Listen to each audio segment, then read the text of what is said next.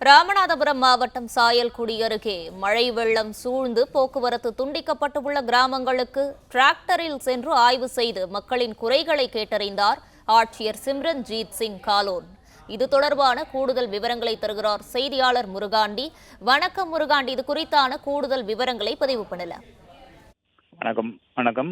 ராமநாதபுரம் மாவட்டம் சாயல்குடி அருகே வங்கக்கடலில் ஏற்பட்டுள்ள காற்றழுத்த தாழ்வு மண்டலம் காரணமாக தற்போது 2 நாட்களாக சாயல்குடி அருகே உள்ள குண்டுநல்லாம்பட்டி, சேதுராசபுரம் உள்ளிட்ட கிராமங்களில் 20க்கும் மேற்பட்ட கிராமங்களில் காட்டாற்று வெள்ளப்பெருக்கு எடுத்து 2 நாட்களாக 2000க்கும் மேற்பட்ட ஏக்கர் பரப்பளவிலான மிளகாய், உளுந்து உள்ளிட்ட சிறுதானிய பயிர்களை மானாவாரி பயிராக அப்பகுதி விவசாயிகள் இந்த ஆண்டு பயிரிட்டுள்ளனர். இந்த பயிர்கள் தற்போது நீரில் மூழ்கி கடல் நீரில் இழுத்துச் செல்லப்பட்டு வரும் நிலையில் தற்போது மாவட்ட ஆட்சியர் இந்த பகுதியிலே நேரில் ஆய்வு செய்வதற்காக சிம்ரன்ஜீத் சிங் வருவாய்த்துறை அதிகாரிகளுடன் சென்றார். துண்டிக்கப்பட்ட கிராமங்கள் மக்களின் நிலையை குறித்து கண்டறிவதற்காக டிராக்டரில் ஏறி அந்த ஆபத்தான முறையில் மக்களின் குறைகளை நேரில் கண்டறிந்து அவர்களை ஆய்வு செய்வதற்காக டிராக்டரில் சென்று மக்களிடம்